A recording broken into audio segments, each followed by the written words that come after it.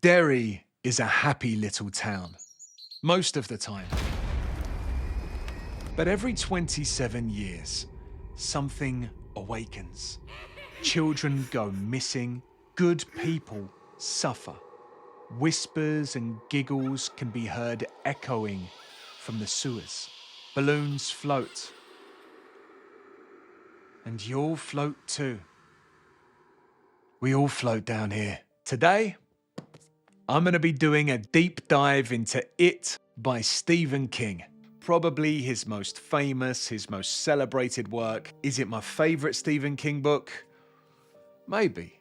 We'll talk about that at the ratings at the end of the video. I think the opening of this book is one of the most memorable in all of horror fiction because it touches on a lot of fears that a lot of us had as children. The fear of strangers, the fear of predators, the fear of helplessness, but more than all of that, the fear of failure and the guilt that comes along with that. And I think that that fear of guilt and remorse, of not being enough, is the common thread that runs throughout this entire book. Bill Denborough feels responsible for the loss of his little brother. He feels like, if only I didn't make that little boat for him, if only I had been there for him. At the end of the day, I'm his big brother. He looked up to me, he idolized me, and when it really counted, I wasn't there for him. And that survivor's guilt that he suffers with throughout his childhood follows him into adulthood. And we get to see how that's reflected in his life in both stages of his life. And while we're on that subject, I just want to say that is one of my favorite things about this book is the use of the dual timeline, right? So we get to see what horrific things happened, and then immediately, we don't have to wait, we get to immediately see the ramifications and the trauma that has resulted in. A perfect example of this would be Beverly Marsh. We get to see her abused by her father as a young girl, and then we get to see immediately the type of man that she chooses for herself in the future. And maybe we get an idea of the standards that were set for her, the expectations of what men really are, and then why she's able to tolerate this kind of abuse as an adult woman. Another character that seems to have married a version of his own parent is Eddie Kaspbrak, who was raised with a mother who filled him with fear of illness and danger, and then he ends up with a wife who is just filled with anxiety. Where are you going? Why are you going? What's going on? How am I going to survive without you? You know, it's just that constant anxiety that she's filling him with, just like his mother did. The jumping back and forth in time really allows for excellent character development. And this is something that Stephen King does really well all the time. And this is definitely one of those books where there's just so many characters and it would be really easy to see them kind of overlap. I mean, a gang of children who are mostly boys, it would be easy for them to kind of get confused between them. And then we see like the older versions of them and you're trying to match them up. But Stephen King is able to make them completely unique and distinct from one another with their own unique voices. So it's never confusing about which character is speaking and which character is feeling what about the other. That is something that I think Stephen King does better than almost anyone, is just distinct and unique characters. On the topic of characters, I really like how the town of Derry feels like a living, breathing thing. And this is obviously intentional, because Pennywise has been in Derry for hundreds, if not thousands of years, maybe even more than that. The whole time it's been there, it's been weaving its dark thread into the fabric of every corner of the town so that they are interlinked. They can't be separated from one another. It's like Derry and Pennywise kind of, at this point, have evolved together. It's like they share a DNA, and everywhere you look, every corner, every shop front, every home, you can't really look anywhere without seeing evil kind of winking back at you, you know? It's just everyone can feel it. Everyone is aware of this presence. But whilst they're aware of it, they can't really speak it. They can't put it into words. It's just a shadow that's over them at all times, and they're aware of it, but they don't know its name. And that's spooky. Because of this, I was always interested to find out more about Derry. I was never bored about learning about the history of the location, especially when Mike Hanlon would go to the library to uncover some of its secrets. And yeah, Derry just felt like a really fleshed out and real place.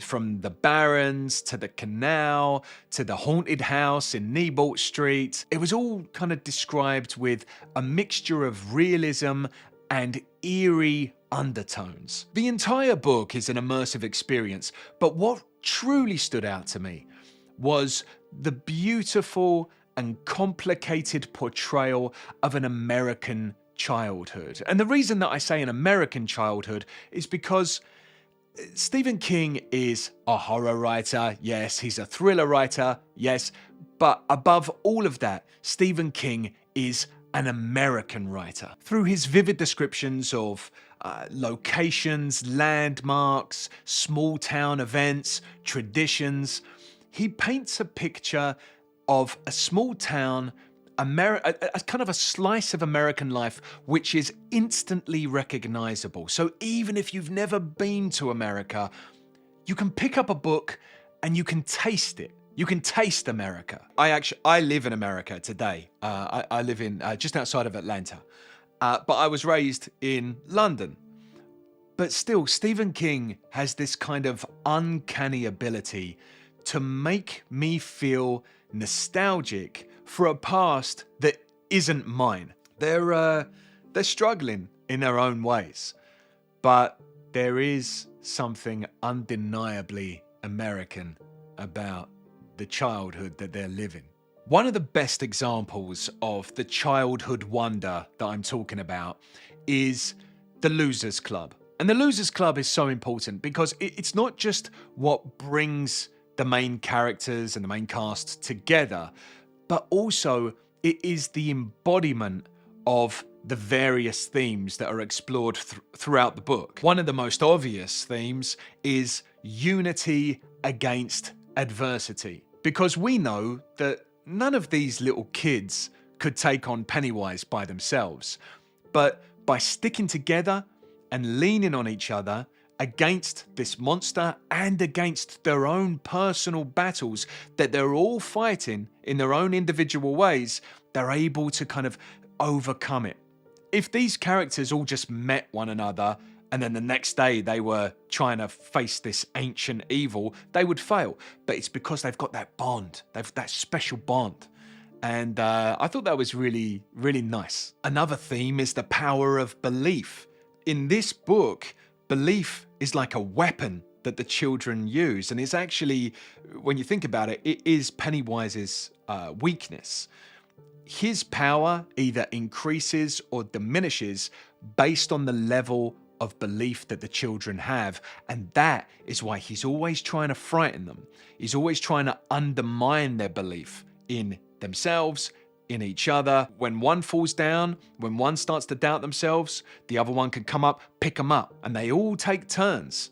Yeah, of course, Bill is really the leader of the group, but they all take turns in picking each other up. I think the Losers Club is also a form of social commentary, because each one of these characters within the Losers Club exist on the kind of outskirts of what is seen as, in this time, normal society. So they're all victims of some kind of discrimination, whether it's racism, sexism, ableism. Everything revolves around the Losers Club. And I think it's just a really lovely portrayal of childhood friendship, which in my opinion is the purest form of friendship. It's the most intense form of friendship, other than YouTube subscribers.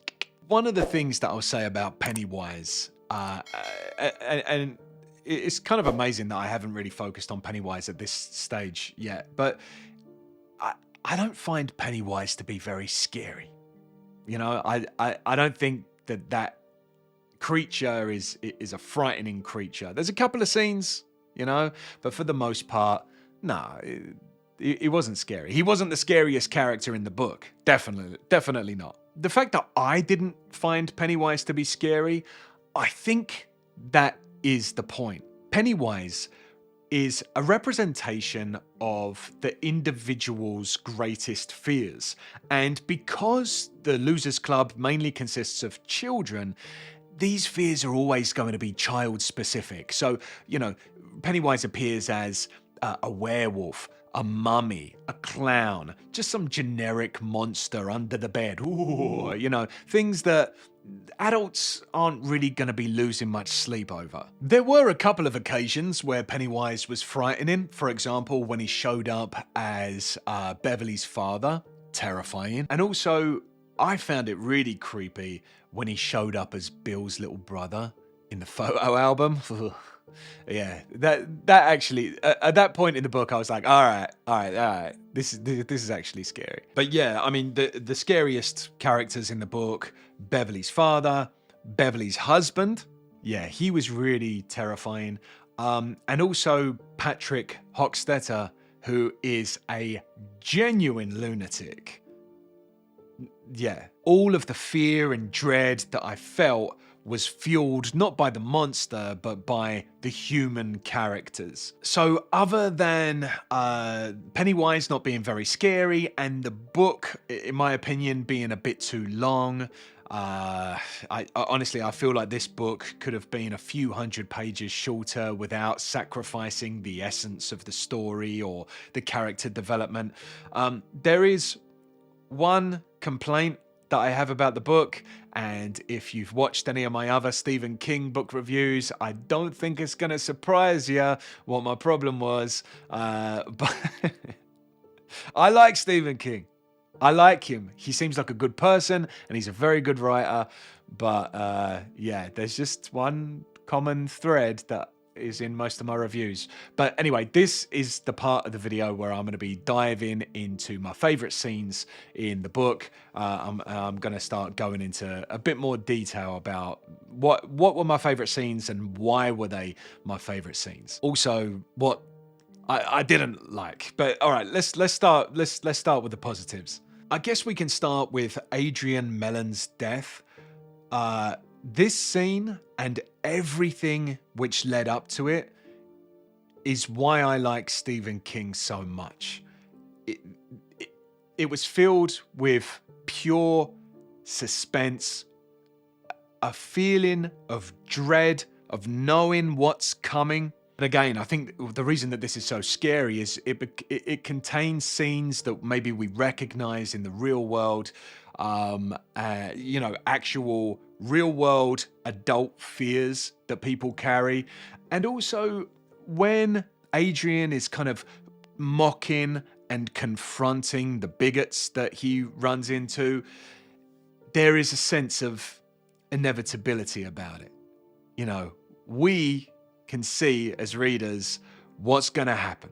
We know. It's a really complicated scene as well, because on one hand, you respect Adrian because he's standing up for himself. He's doing it in a way that's quite funny. He's kind of mocking. He's not getting violent or anything like that. He's mocking the bigots and he's scoring intellectual points against them. And so you respect him, but at the same time, you know that Adrian isn't from here. You know, he doesn't understand how much danger he's in, but his boyfriend does, because his boyfriend is from Derry. And so we can see it through the eyes of the boyfriend, kind of thinking, oh, okay, like you've made your point. Just please, you know. And so it's that kind of difficult balance. Unfortunately, it doesn't have the kind of happy ending that you want for Adrian, where he wins the day. I'll also say this, in these early scenes, this is the scariest that Pennywise ever is throughout the entire thing for me. Because we just kind of hear about him through eyewitness accounts in the wake of a tragedy. right? He's this kind of like lurking figure in the shadows, just, and the eyewitness accounts that mention him kind of almost don't believe it themselves of what they saw. In the middle of everything, there was just this clown, this clown, and it was just in the shadows. And adding that level of surrealism to something which is already scary just made it really eerie and spooky. And so reading that scene, it kind of got my expectations up of how scary Pennywise was going to be. But that was the peak. That was the peak of how scary he was for me. I also really enjoyed the rock fight between the bullies and the losers club. It's always good seeing bullies get physically injured. I don't know if that's good to say, but yeah, to see people get their comeuppance. We'll just say that. This was also the moment when all of the kids kind of came together and solidified their bond when they realized and they kind of saw the strength in having each other's back, that together as one unit, they could be stronger than the things that they feared. So yeah, I thought that was a nice coming together moment for the Losers Club. And, it was a rare ray of light in the darkness, where they actually got a win. One of my absolute most favorite scenes was the reunion when they're all adults in the Chinese restaurant. And I think the reason that I liked it so much was the kind of juxtaposition between that feeling of nostalgia and joy, and then the sense of fear and the sense of foreboding. At one moment, they're all laughing and joking. Oh, look how much you've changed. Look at your haircut. Everyone can kind of relate to that when you meet up with friends after a long time and you're all talking about the old days, and it's really nice, and you got that kind of warm feeling of a shared history.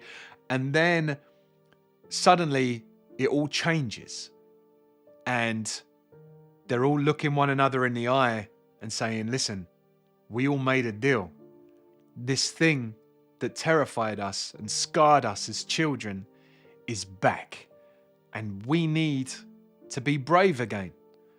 And just that kind of heavy weight that they all feel at the same moment after that kind of feeling of joy and revelry that kind of preceded it. I thought that was really impactful.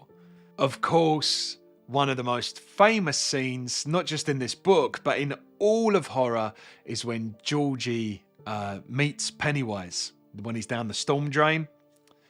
Man, we all know that scene, but it didn't make it any less tense to read. I was kind of like holding my breath, what's coming, but I thought it was just excellent. Just it's famous for a reason, Yeah, I really enjoyed that. One of the scenes that I had mixed feelings about was the ritual of Chud. Yeah, I don't know, man. I mean, on one hand, I found it interesting. I found it unique.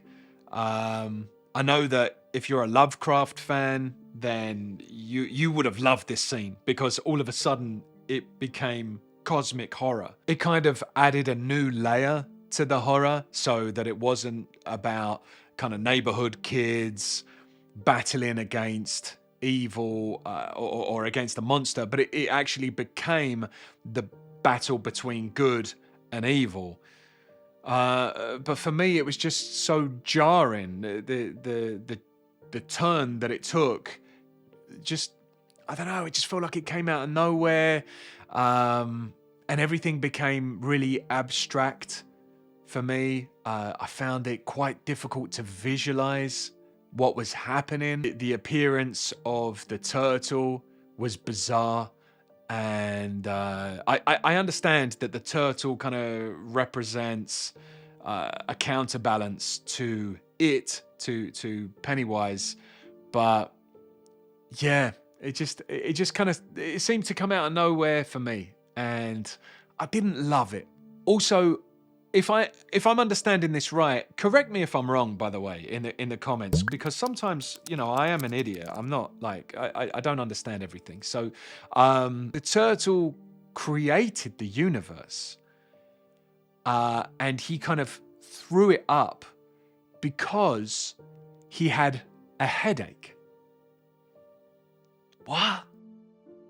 Have I got that right? Is that a common thing that people do? People love that? Do people love that? Do you love that scene, by the way? Or was it really confusing and jarring for you as well? Because yeah, sometimes I think, oh, am I a bit basic? Maybe I'm a bit basic. You know, I like a narrative to kind of like set out at a pace and follow it through, and not have some big left turn out of nowhere. I know a lot of Stephen King fans really like the weirdness effect, that kind of that factor that Stephen King often brings. For me, when things get really weird like that, I don't always love it. Like, for me, I don't really like The Hitchhiker's Guide to the Galaxy. I don't really like Terry Pratchett books very much. I know he's such a beloved author, and I get it. You know, kind of light-hearted but epic fantasy. It's cool, but it's just not for me. And the reason that I always struggle with it is because of the wackiness, because of the weirdness. I just don't enjoy it. You know, it's not for everyone. And this kind of felt a bit Terry Pratchett-esque. You know, I threw up the universe because I had a headache. You know. Yeah, just not for me. Maybe this turtle shows up later in the Dark Tower and it's like a major character, and it'll kind of be like a callback, and then I'll put two and two together and go, oh, right. Yeah. That makes sense now. So yeah, that's possible. And then just finally, I'll mention this last scene, which I really didn't love. And I know it's a really controversial scene. It's when they're in the sewers after the ritual of Chud, and the Losers Club get lost. So they're all lost in the sewers, and then Beverly turns around to the group and she says, all right, listen, we're all lost, right? You know this scene. We're all lost. Oh, guys, we're all lost, right? You do know the best way to find yourself when you get lost. You all know, right? And they're like, what, like a map? She says, no, let's all just do each other. That's the best way. That's a guaranteed way to get out of trouble. Just do each other. And they're just thinking, like, did your dad tell you this by any chance? I just didn't understand this decision, you know? And I know that this scene gets defended, and I'm not criticizing it because it's gross. And it is gross. I think we can all agree on that. But Stephen King writes about a lot of gross things. I'm criticizing it because it doesn't make sense to me. And I read about the scene afterwards, and Stephen King said that it's to bridge the gap between childhood and adulthood. Okay, let's just say that's fine. Okay. How does that get you out of a sewer system? To become adults? How does that get you out of a sewer system? You know? How does that work? And you might say, well, you know, it strengthens the bond between the Losers Club. Okay. Well, first of all, that shouldn't be the only way for children to be able to strengthen a bond. But let's just say that, put that to aside for a second. How does strengthening the bond get you out of a sewer system? You know what I mean? It just didn't make sense. It didn't make sense to me. Yeah, I know it's that surrealism again, and it's maybe one of the things that I'm just not on board with. And other people, they get it, and they've got an insight into it. And I'm not saying that they don't. I'm not saying that they don't. I'm just saying that I don't. I don't have that insight into that level of surrealism. And if you've got a different interpretation, fantastic. right? I'm not saying that you're wrong. And another really great scene was Beverly, the blood scene in the bathroom. Her dad came in and couldn't see the blood, and it was really eerie, really spooky. I loved that. Okay, so ratings. So let's start with the plot. I'm going to give the plot 4 stars out of 5. It's intricate, it's engaging, but for me, the best part of this whole book was the characters. And so I'm going to give the characters 5 stars out of 5. That's really easy for me. The main cast, the Losers Club, were really easy to love. The bullies that kind of haunted them in their real life, both in childhood and in adulthood, were really easy to hate. Everyone was vivid, everyone felt fully realized. And so, yeah, the characters, 5 stars out of 5, really fantastic. Stephen King's just so good at characters, as I mentioned. Setting, 5 stars again. I've spoken about how Derry felt like a living, breathing entity rather than just a background for the characters to exist in. So yeah, I really enjoyed the setting, 5 stars. Originality, 5 stars. Again, 5 stars. I think it's just such a unique blend of coming of age mixed with cosmic horror. And I think that, no doubt, this book redefined the horror genre. There's a reason that it's held up so high in most people's, favorite Stephen King lists. It's normally number 1, number 2, number 3, usually no lower than number 3 in people's Stephen King lists. And overall, this might surprise you, but I'm going to give this book 4 stars out of 5. Now, you look at the other scores and you think, no, it should be higher than just 4 out of 5. You gave 5 stars for all these categories. But the thing is, for me, the ending was just so much to get over.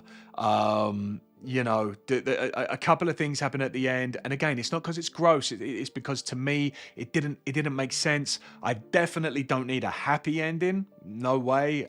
Sometimes sad or depressing or dark endings can be the best.